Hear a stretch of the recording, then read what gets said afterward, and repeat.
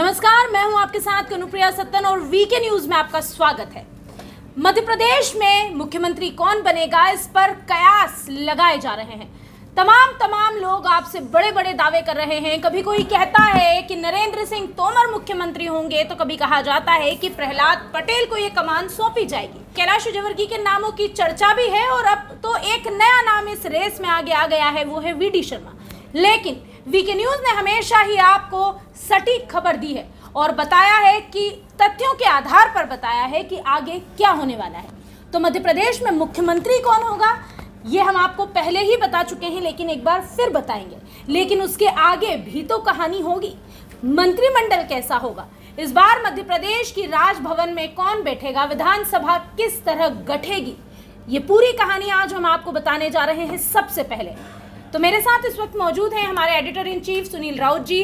सुनील जी, मध्य प्रदेश की राजनीति पर बड़े बड़े दावे किए जा रहे हैं, बड़े बड़े चैनल्स भी इस पर बात कर रहे हैं और राजनीतिक विश्लेषकों की तो बात क्या ही कहें, हर दिन उनके बयान बदल रहे हैं। क्या लगता है आपको मध्य प्रदेश में क्या होगा? देखिए, वीके न्यूज़ भी उतना ही आश्वस्त है और उतना ही अपनी जगह अड़ी गई जितनी कि शिवराज सिंह चौहान। आपने देखा होगा कि सारे नेता दिल्ली के दौड़ लगा रहे हैं, तो बाकी चैनल भी वैसे ही दौड़ लगा रहे हैं, ये बनेगा मुख्यमंत्री, वो बनेगा। लेकिन शिवराज सिंह चौहान वो अपनी मस्ती में, अपने काम में लगे हुए। वीके न्यूज़ भी अपनी काम में लगा और जो पहले दिन वीके न्यूज़ ने कहा है, हम उस पर अड़ी गए कि शिवराज सिंह चौहान मध्य प्रदेश के मुख्यमंत्री होंगे। और फिर हम अपने दर्शकों से कह रहे हैं कि नोट करके रख ले आप, शिवराज सिंह चौहान ही मध्य प्रदेश के मुख्यमंत्री होंगे। हालांकि वो पूरा कार्यकाल अपना नहीं कर पाएंगे 5 साल का, ये भी हमने बताया है और वो एक बड़ी जिम्मेदारी उनको उसके बाद मिलेगी। वो उसका एक वीडियो चैनल पर पड़ा हुआ है, आप देख सकते हैं कि कब मुख्यमंत्री हटाया जाएगा और आगे क्या प्लानिंग है, भारतीय जनता पार्टी ने उनके लिए क्या सोच के रखा है।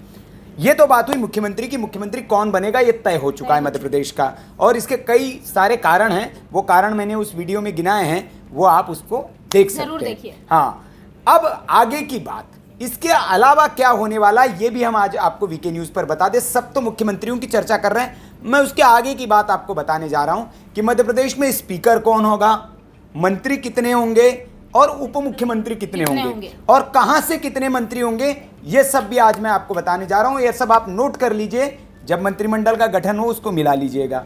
तो पहला तो ये आज बड़ी खबर है कि मध्य प्रदेश में एक मुख्यमंत्री के साथ 2 उप मुख्यमंत्री बनाए जाएंगे यूपी की तर्ज पर, उत्तर प्रदेश की तर्ज पर। और उसके पीछे का बड़ा कारण, मैं ये कोई मतलब ऐसे नहीं कि बनाए जाएंगे इसलिए बनाए जाएंगे, उसके पीछे बड़ा कारण है। कारण ये है कि दावेदारों की फौज जो है लंबी है और 2024 के चुनाव है, तो भारतीय जनता पार्टी को जातिगत समीकरणों को साधना है और पावर बैलेंसिंग करनी है। तो उसी आधार पर, क्योंकि मध्य प्रदेश एक बड़ा राज्य है, 230 सीटें वहां से आती है। हालांकि इसके पहले ऐसा कभी हुआ नहीं, एक मुख्यमंत्री सब कुछ पूरे राज्य को चला लेते थे। लेकिन चूंकि जातिगत समीकरण साधना है, नेताओं को भी साधना है, तो इस हिसाब से बड़े चेहरे भी इस बार मैदान में थे। तो 2 उप मुख्यमंत्री जो है वो आपको देखने को मिलेंगे। अगर शिवराज सिंह चौहान को चौहान मुख्यमंत्री वैसे तो बनेंगे ही, तो एक अगड़ी जाति से उप मुख्यमंत्री बनेंगे और इसीलिए उस फहरिस्त में मेरे हिसाब से गोपाल भार्गव का नाम हो सकता है, क्योंकि गोपाल भार्गव को बुलाया भी आया था, आपको याद होगा, दिल्ली से उनको गोपाल भार्गव जी।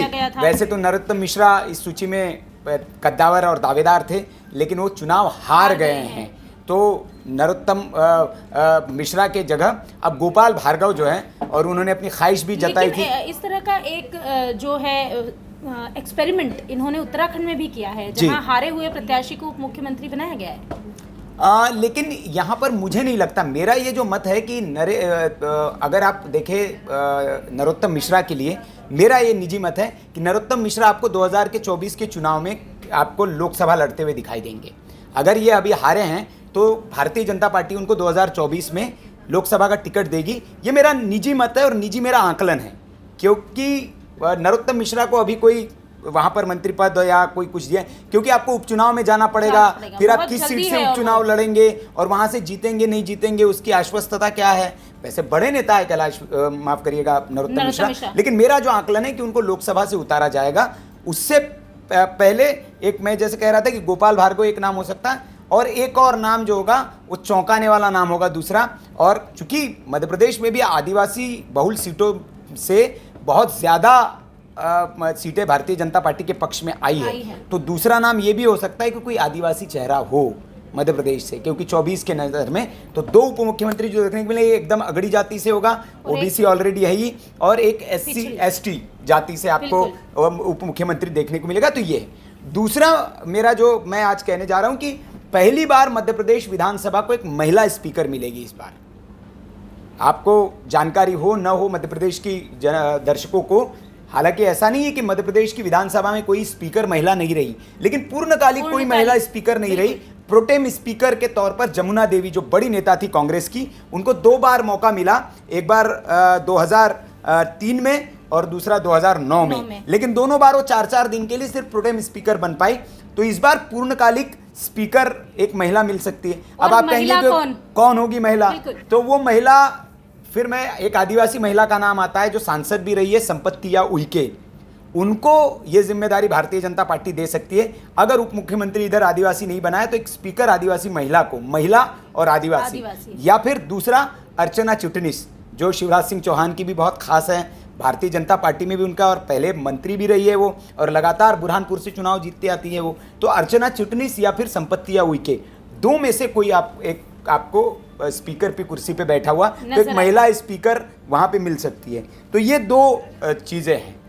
तो मध्य प्रदेश के समीकरणों की हम बात करें, नरेंद्र सिंह तोमर जैसे बड़े बड़े नाम हैं इस बार जो मैदान में थे, इनके साथ क्या एक्सपेरिमेंट करने जा रही है भारतीय जनता पार्टी?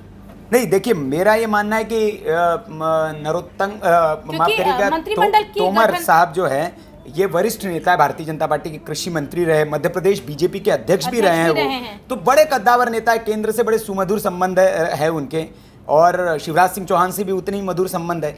तो वो उनको भी कोई बड़ी भूमिका दी जा सकती है। लेकिन मंत्रिमंडल के गठन की क्योंकि हम बात करें, क्या लगता है पहले फेज में कितने मंत्री बिठाए जाएंगे? देखिए सांसद जो 7 सांसदों को भेजा गया था यहाँ से, मेरा ये मत है कि उनमें से 3 सांसद आपको मंत्रिमंडल में देखने को जरूर मिलेंगे, और 3 जो रीजन हैं, निमाड़, महाकौशल और तीसरा आपका मालवा, यहाँ से आपको मंत्रिमंडल में ज्यादा लोग देखने को मिलेंगे, ज्यादा चेहरे होंगे जी।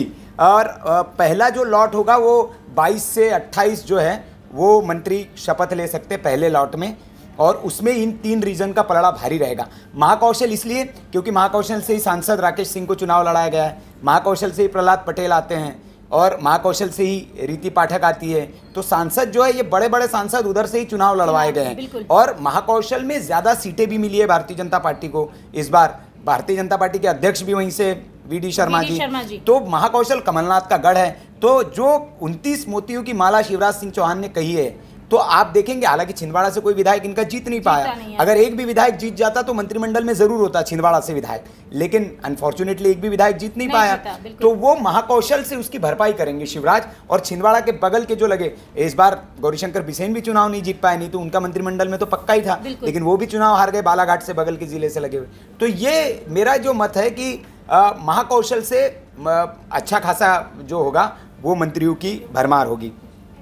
और 7 से 10 दिसंबर, जैसे कैलाश विजयवर्गीय ने भी कहा कि 10 दिसंबर तक क्लियर हो जाएगा, तो मेरा भी ये मानना है कि 7 तो होगी, 10 दिसंबर के आसपास से शपथ ग्रहण होगा, और सब लिस्ट लगभग तय हो चुकी है जी। जब हम बात करते हैं कुछ नए मंत्रियों के चेहरों की बात होगी, क्योंकि कुछ मंत्री तो हार भी गए हैं चुनाव, जो पिछले बार मंत्री थे विधानसभा में।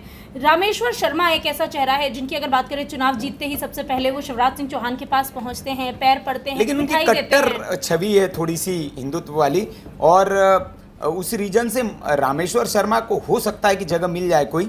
लेकिन मेरा ये मानना है कि इस बार जो मंत्रिमंडल बनेगा ना वो बड़ा संतुलित होगा, क्योंकि 24 के मद्देनजर बनाया जाना है। महिलाओं की भागीदारी बहुत होगी, क्योंकि शिवराज सिंह चौहान जी महिला भागीदारी होगी। मैं कह रहा हूँ 5 से 7 महिलाएं होगी, मतलब अगर 28 मंत्री बनते हैं तो उसमें 22 से अगर 28 मंत्री, तो 5 से 7 महिलाएं आपको देखने को मिलेंगी। नारी शक्ति वंदन अधिनियम जो लेकर आए हैं नरेंद्र मोदी, उसकी छाप मध्य प्रदेश में देखने को मिल सकती है कैबिनेट में। और चूंकि देखिए, जैसे रीति पाठक तो तय है, उनका सांसद से वहां भेजा गया है, रीति पाठक आपको मंत्रिमंडल में देखने को मिलेगी। अर्चना चिटनिस अगर स्पीकर नहीं बनती है तो वो भी मंत्री बनेगी। तो महिलाओं में अगर हम बात करें, वो मध्य प्रदेश में वरिष्ठ नेता है और वरिष्ठ नेता है मध्य प्रदेश की, तो ये सारी शक्ति, मतलब नारी शक्ति की झलक इसमें देखने को मिलेगी। और महाकौशल, मालवा, निमाड़ से ज़्यादा चेहरे होंगे, जैसे मैंने आपको बताया क्योंकि मालवा निमाड़ में इस बार अच्छी सीटें भारतीय जनता पार्टी ने जीती है। तो मैं अगर कहूँ तो इस बार मतलब मालवा निमाड़ की बात करूँ तो पिछले चुनाव की तुलना में इस बार 19 सीटें ज़्यादा मिली है यहाँ पर भारतीय जनता पार्टी को। तो यहाँ से 6 या 8 मंत्री हो सकते हैं। और तीनों रीजन से अगर मैं बात करूं, ग्वालियर चंबल से 4 विधायक, विंध्य से 5-6 विधायक और नर्मदापुरम से 2 और मध्य क्षेत्र से 4 मंत्री बनाए जा सकते हैं। तो जो मध्य क्षेत्र में आप कह रहे हो सकता है रामेश्वर शर्मा का उसमें नंबर लग जाए। हाँ। बिल्कुल। जब हम नामों की चर्चा कर रहे हैं, मैं जाने से पहले एक नाम पर जरूर चर्चा करना चाहूंगी क्योंकि उस नाम को बहुत बार अनदेखा किया गया है। हाँ। और जब इंदौर रीजन की हम बात करते हैं तो रमेश मेंदोला एक ऐसा नाम है जो लगातार जीतते हैं। इस बार तो बड़े अंतर से जीते हैं। काफी हर बार ज्यादा रहा है, लेकिन इस बार तो रिकॉर्ड तोड़ मतों से जीते हैं। 1 लाख से ज्यादा मतों से उन्होंने। तो या तो फिर विजयवर्गीय जी आएंगे या मेंदोला जी आएंगे, क्योंकि दोनों भाई। हाँ, क्योंकि भाई भाई की राजनीति भारतीय जनता पार्टी में चलती नहीं है। तो या तो विजयवर्गीय को अपनी बड़े मतलब वो कुर्बानी देनी पड़ेगी, तो मेंदोला साहब आ जाएंगे, की तरह रमेश मेंदोला हर बार की तरह वो खुद कुर्बान हो जाएंगे। बाकी मैं जैसे मालवा निमाड़ से अगर हम बात करें, कुछ चेहरों पे भी मैं बता दूं, तुलसी सिलावट जो है वो ऑब्वियस सिंधिया गुट से हैं वो, तो उनको बनाना ही पड़ेगा। ग्वालियर चंबल से बात करूं तो प्रद्युम्न सिंह तोमर जो बहुत खास है सिंधिया के, तो वो फिर एक बार पहले भी ऊर्जा मंत्री रहे। नारायण सिंह कुशवाहा है, राकेश शुक्ला है, तो ये बड़े नाम हैं। कुछ नाम तो बिल्कुल लगभग तय हैं कि ये तो बनेंगे ही बनेंगे। इस बार जैसे आपने कहा रमेश मेंदोला और तो कैलाश विजयवर्गीय की जगह उनको, आप सही कह रही कि उनको रमेश मेंदोला को लिया जा सकता है क्योंकि बहुत दिनों से वो लगातार जीतते आ रहे हैं।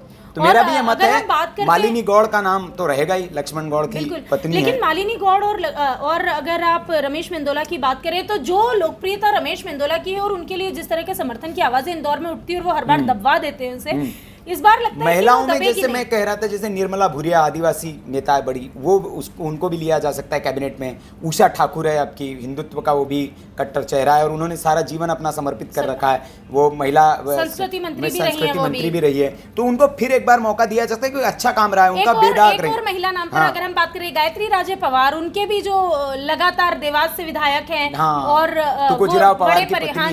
बड़े परिवार से आती है, तो उनके नाम के लिए उनके बेटे भी है जिनके लिए टिकट विकेट की मांग की गई थी, लेकिन वो गायत्री राजे पवार का मुझे थोड़ा मुश्किल लग रहा है। लेकिन क्योंकि किस को बनाएंगे आप, सब बड़े भारतीय जनता पार्टी के सब तो बड़े नेता हैं। विंध्य क्षेत्र से तो मुझे लगता है राजेंद्र शुक्ल को फिर दोबारा जैसे बनाया गया था अंत में, फिर क्योंकि राजेंद्र शुक्ल की बड़ी अच्छी छवि है और ब्राह्मणों का इलाका है, तो ब्राह्मणों को 24 में आपको साधना है, तो राजेंद्र शुक्ल को मुझे लगता है महाकौशल से वहां से बनाया जाएगा। माफ करिए, विंध्य से मोतियों की माला को अगर साधना है तो बाकी के 28 को भी नहीं मिस कर सकते जो पहले जीते थे। हाँ बिल्कुल।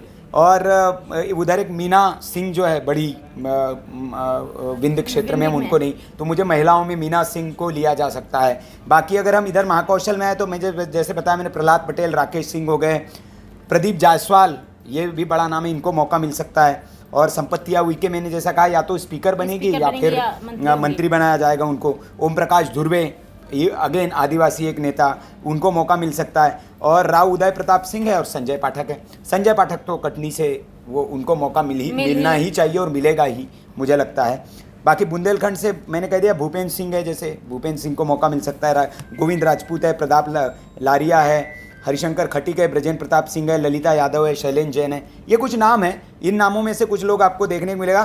नर्मदापुरम से हेमंत खंडेलवाल, क्योंकि बैतूल की इस बार सारी की सारी सीटें बीजेपी ने जीती है और छिंदवाड़ा से लगा हुआ जिला है, तो हेमंत खंडेलवाल से वहाँ मौका मिल सकता है। बैतूल से वो आते हैं हेमंत खंडेलवाल और बड़े भारतीय जनता पार्टी के बहुत पुराने दिग्गज नेता हैं, तो हेमंत खंडेलवाल कभी कैबिनेट में उनको मौका मिला नहीं है और बैतूल से ऐसा कभी प्रतिनिधित्व रहा नहीं, क्योंकि कांग्रेस में सुखदेव पांसे को आप देखिए प्रतिनिधित्व दिया गया था पिछले बार उसी बैतूल से, तो इस बार भारतीय जनता पार्टी भी उस बैतूल को मिस नहीं करेगी। बिल्कुल, तो ये वो नाम है जिन पे भारतीय जनता पार्टी मोहर लगा सकती है और ये इस तरह से ही बनेगा भारतीय जनता पार्टी का पहला मंत्रिमंडल, जिसमें लगभग 25 मंत्रियों की ये हमारा आकलन है और इसके पीछे कुछ तर्क है जो हमने बताया कि क्या आदिवासी ज्यादा क्यों चेहरे होंगे, महाकौशल से क्यों मौका मिलेगा, निमाड़ बुंदेलखंड से क्यों ज्यादा लोगों को मौका मिलेगा, नर्मदापुरम से भाई एक ही संभाग से एक ही मंत्री क्यों चुना जा रहा है, उसके पीछे का उसके रीजन है, उसके तथ्यात्मक हमारा आकलन है और उस आकलन पे आधार पर हम ये कह रहे हैं कि ये मंत्रिमंडल में चेहरे आपको देखने को मिलेंगे। ऐसा नहीं कि हम भविष्यवाणी कर रहे हैं, थोड़ा बहुत उलटफेर हो सकता है। हमने जिन नामों की जिक्र किया उनमें से 2-4 नए जुड़ सकते हैं, क्योंकि इस बार प्रयोग तो होगा लेकिन बहुत ज्यादा प्रयोग अभी नहीं होगा फिलहाल, 24 के मद्देनजर प्रयोग करने की स्थिति में भारतीय जनता पार्टी नहीं है। उसको अनुभवी सारे लोगों को- समीकरणों को साध के 24 के बाद, जैसे मैंने कहा, जून के महीने में जब मामा शिवराज भी वहां से निकलेंगे तो मामा शिवराज की जगह नया सेनापति आएगा और उसकी सेना भी नहीं मिलेगी आपको देखने को, ये हो सकता है। बिल्कुल, तो नया सेना, नई सेना, नया सेनापति, लेकिन फिलहाल अभी तो शिवराज सिंह चौहान के हाथ में ही ये तलवार है, ये कमान है, वो ही घोड़े पर बैठेंगे और वो ही इस रेस में सबसे आगे हैं। उन्होंने कहा भी है कि वो इस रेस में नहीं है क्योंकि उन्हें पता है कि वो उस ताज तक खुद ही पहुंच चुके हैं। रेस में वो होता है जिसे लड़ना है, उनकी लड़ाई किसी से नहीं है, इसलिए कहा कि मैं रेस में नहीं हूँ और इसीलिए वो दिल्ली में भी नहीं है जी। उनकी दूरियां हैं दिल्ली से। छिंदवाड़ा में काम कर रहे, श्योपुर में जा रहे, अपने कार्यकर्ताओं को बधाई दे रहे, बहनों को मतलब आभार व्यक्त कर रहे, बधाई नहीं आभार व्यक्त कर रहे हो कि आपने मुझे इतनी ट्रिमेंडस सीटों से जिताया, तो अपने मिशन में लग गए हैं और वो हारी हुई सीटों पर अभी से काम करना शुरू कर दिया है। ये एक बड़ी बात है। मिशन 2024 की तैयारी में भारतीय जनता पार्टी पूरी तरह से जुट गई है और मध्य प्रदेश में उनका सेनापति शिवराज सिंह चौहान जो है अभी से अपनी सेना को उस दिशा की ओर अग्रसर कर रहे हैं। बार बार कह रहे हैं 29 मोतियों की माला, यानी कि 29 सांसदों को वो नरेंद्र मोदी के लिए इस बार लोकसभा में तैयार कर रहे हैं। आम सभा चुनावों की तैयारियां जोरों शोरों पर है। मंत्रिमंडल क्या होगा हमने आपको बता ही दिया है। इसके अलावा मध्य प्रदेश की हर छोटी बड़ी अपडेट के लिए आप जुड़े रहिए, देखते रहिए वीके न्यूज। नमस्कार।